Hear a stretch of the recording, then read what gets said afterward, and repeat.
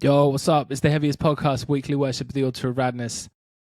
It's a big one this week. This is a week many years in the making. The final Every Time I Die band, the post-divorce dad's band, has finally unleashed.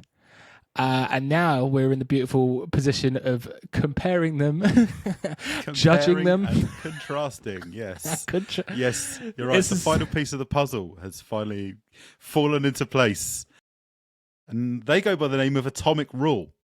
And they've just released. We thought they were going to get a single. We got a whole EP. It's called With Skull Crushing Force.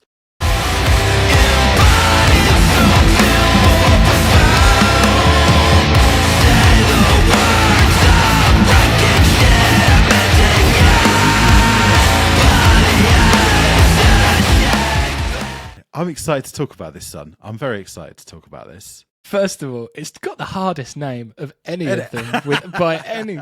Like, before we get into anything before we even get into the music, hardest title ever, and like coolest art direction from day one. I feel like I've been looking at that black and gold and that logo and that skull for about 2 years before hearing them riff. Like that's already cemented in my brain. You know, the Better Lover stuff's all right, the Many Eyes stuff's all right, but this is just tears above in terms of visuals. Gary, let's outline the band to start with, right? So obviously, it's awesome. Andy Williams, former guitarist of Every Time I Die, aka the Butcher, and he's been teasing this for a long time. But his band does have some pretty serious pedigree. He's got member of Terminal Sleep on bass. The drummer of his band previously used to be in the Acacia strain, and also Dry Kill Logic. I don't know if you're old enough to remember Dry Kill Logic from the dying days of new metal, but they were one of my favourites of that era. They had that song Nightmare, me plus you equals nightmare, I say, absolute banger. And then the singer that rounds out the lineup, actually, I don't think he's been in a band before, which is very interesting. Very interesting. He does. It's nice. Does run a studio though, so he's very much, you know, he's a dab hand. He works he's got a production studio called Cabin in the Woods, so you know, that's cool. He's just there playing with all the toys. He's in the dojo all day, mate. To be fair, isn't he? Like, absolutely, mate. Of course he's coming out. Of course he's coming out with a wing chant. So yeah, man, we got a 3-track EP. This thing is so very, very, very sick. Like, the sound of the desert winds are blowing in the background, and then all you get is just the thickest, sludgiest riffs you've heard. I mean, obviously, there's quite a big comparison point to Mastodon in what's going on, but it's not just a Mastodon tribute band. Not at all. Not at all. There's so much more to it than that. It's heavier. It's more intricate. I feel it's bloody gorgeous, this thing, mate. So I'm good. So happy with it. So worth the wait, man. So worth the wait.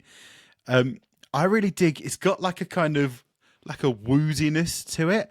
Like there's like a hypnotic element to all of it that's going on that I really enjoy. Like you remember when we went through that period of time where we were just banging to bands like All Them Witches and Elder and that whole kind of like 70s rock revival scene that just sort of exploded. Like there's a lot of that going on in here, but then obviously coupled up with just big fat hench bastard riffs. Yeah, and I think that wooziness is all the sort of the layering that's so brilliant, and it's like the really cool like melodies, and then the drum work and the hooks. There's hooks all over this goddamn thing. It's these things just layering in this like way that you can sort of almost see the music video where it's like triple exposed. It's all of them doing the same bits at the same time. Yeah. Like I can see it. It's massive, mate. It's so massive. I didn't think I was going to be anywhere near as over the moon by just the end of one song that I was, mate. It's like like doomy Mastodon, but then there's like this big sludge element. It covers so much ground, really, just that first track, dude. It really does. But the thing is, like, song one, like you're saying, flies out the traps. It's got big hooks. It's really high energy. It's got some kind of weird melodies. It's very anthemic. But then, like, Lizard has just it's like a rock and roll tune. Like I Want My Drugs Back hook is so cool. I think that's absolutely bloody brilliant. And then Bone Lady, it's just like, especially like the last 2 minutes. The last 2 minutes I nearly bloody welled up. I was so happy. I mean, they call it Bone Lady, but she ain't made of bones, bro. She thick. This tune is thick, dude. It's the back 2 minutes is just a gigantic breakdown, isn't it? It's so sick. It's so sick. Massive, thick, chunky, bloody breakdown. Like I think something that we're probably going to get onto because we're going to kind of, because obviously Many Eyes just released the Combust EP, and also Better Lovers have a new song out, which I think is called Don't Forget to Say Please. So there's like new music from all of the post Every Time I Die bands kind of all appearing at once. And the thing that I keep coming back to is I don't want to just hear like low budget copycat photocopies of Every Time I Die music. I don't want that. Like I want to hear them do something different. And Atomic Rule have just given me what I wanted. Like if we go back to your infamous divorce metaphor, if your mum was to remarry a bloke who was just like your dad, you'd be like, why did you split up with dad in the first place? Like, I don't get it.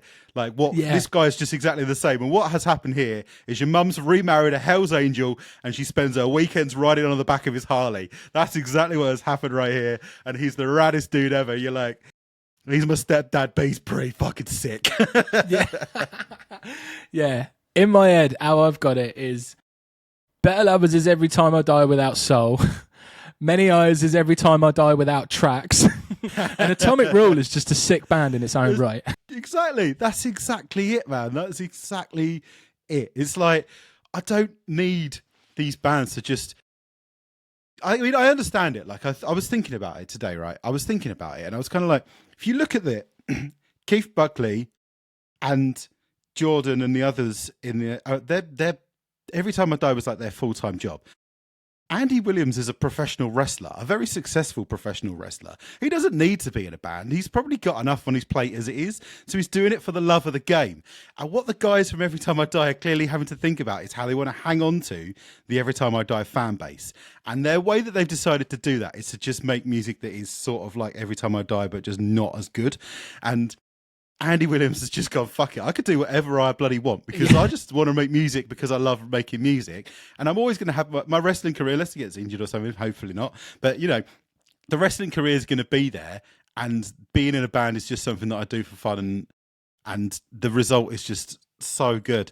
And, like, the thing, I kind of, like, was listening to this. And I did get elements of... like Every Time I Die in there. Like the thing I kept thinking about was the opening to New Junk Aesthetic, Roman Holiday. I just kept thinking of that and that like boo, like the really dirgy, like hefty riffs that go on in that first track on that record. And I was thinking that's obviously what Andy brought to Every Time I Die all along, was like the thick, dark sludginess. And like he's kind of brought that over, but in his own way. And I'm just so bloody glad. Like, honestly, I know we talked about the Many Eyes album last year, and we were like generally quite positive about it. But I don't know if you've listened to this EP that they've put out, Combust. But dude, it's not good, bro. Have you seen that video of Darren from System of a Down walking into a venue where a System of a Down tribute band are playing, and he gets up on stage and joins in? That's what I feel like is happening in the new Many Eyes EP. It's like the rest of the band won a competition to have their favourite singer be in their band for the day. Like it's just not good. Mate, so rudimentary. The music on that new Many Eyes EP is just so stock. He sounds great. But there's the track Counting Teeth, right? So it's a 4-track EP. And there's like no ideas in like the first 3 tracks. That last track, Counting Teeth, it should have been the first track or something, because it's got loads of good things. It's got loads of merits, loads of interesting ideas. Like it's got all the ideas that should have been on those other tracks. Like I think that it shouldn't have been an EP. It should have been a single. Those first 3 tracks should have stayed on a hard drive, and it should have just been a little single, because that track does actually rip. It's really dynamic. It's really energetic. It's got loads of cool things. Are they things that we have not come to expect, or could have just sort of AI could have written after listening to the Every Time I Die albums? Probably not, but that track is decent. I will stand by that track. But the rest of it, bro, it's just not great. Like, I want to see. We love Keith. We love him, right? I bought this T-shirt specifically to make it very clear that how close to my heart these guys are. I don't want to be. I'm not being mean for the sake of being mean. Like, this is just because I'm passionate about this. Yeah, like, I want to see him do something different. Like, you know, that basically, like, the first like minute or so of the second track on Atomic Rule, where it's all like really blissed out and atmospheric, like. I just need some of that, like from Many Eyes. I need something different, some sort of ambience. Like one of my favorite Every Time I Die tracks in the world is More, right? It is so brilliant. It's so different. It's really delicate, and then it's massively explosive. And I really hope that he can tap into like that sort of different side of his music and not just be making like watered down Every Time I Die. Like, you would have thought that.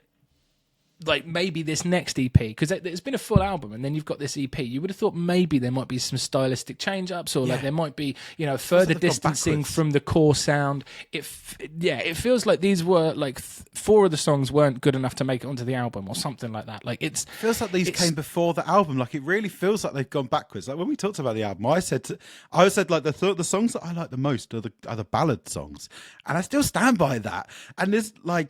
These tracks are just, they're just not cutting it, man. They're just not doing it. And then you look at like Don't Forget to Say Please by Better Lovers, which I have to admit is probably the best song by them that I've heard. Banger. Can't fault that. It's really awesome. Banger, mate. It is really awesome, but I listened to it and I wish that I was better with technology and I could figure out how to strip one of Keith's vocal performances from this new Many Eyes EP and apply it to this track. Like, just create my own new Every Time I Die song. Like, I'm sorry. Like, Greg Pasciato, brilliant vocalist, sounds incredible on this track. That scream he does where it's kind of like the dying pterodactyl is so cool on this tune. But I just can't. I come back to it. I can't forget what I know, and I know every time I die very intimately. And it's ridiculous because, like you know, in all the sort of the fandom, Greg's out here like being one of like the most notoriously like adored vocalists, like Dillinger, one of like the biggest bands that people have been dying to come back for years and stuff, and he's just out here catching strays because he's just caught in the firing line of the divorce. Like, he should be appreciated more, but it's just really hard to, man. It's just really hard. I don't think he cares, and that's like more power to him. Like, it's not something that of course. I could ever imagine him giving a shit about. He's one of those kind of people. But like, I think something that was really telling was every time I listened to that track, my Spotify radio would roll into the new Greyhaven single, and I was just like, boys, just leave your sound to them. Like, you think about when Metallica graduated from the original like thrash metal and they did the Black Album.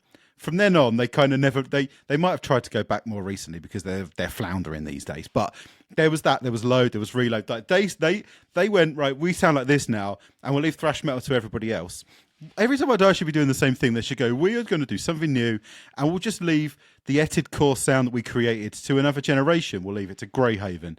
We'll leave it to bloody what are they called. The Good Depression, or like all those bands that are like out there making that sound and kind of turning it into their own thing. And like the Barbarians of California, they're someone I've really been desperate to talk about. This band are really, really cool. And if you don't know the Barbarians of California, you should go and check them out. They basically sound like a Doomy Every Time I Die. They're wicked. Sick. But like, there's bands out there who are kind of taking the generational sound that was created and doing more interesting things with it than the band who created that sound in the first place, and it's frustrating to me. It's so harsh to say, but like, I really wish like Keith would just bin off all the people. Like, I feel like when he's stood in a lineup and it's like, this is the lineup for my new record, It shouldn't be stood next to 3 people we don't recognise. Yeah, it shouldn't. There's just such a go at the game, and there's enough people that aren't in enough bands that are like really, really solid people out there. Like, I feel like he's just, you know, it's hard, isn't it? It's hard to say that he's got the short straw. Because they're not doing it. They're not killing it for him. Like he's not writing all the tracks, is he? That's what I mean. Like he can flourish, but he can't. He's not flourishing there. Not flourishing. There's something going on. There's something going on there. I'm sure of it. There's an issue. There's like I don't know.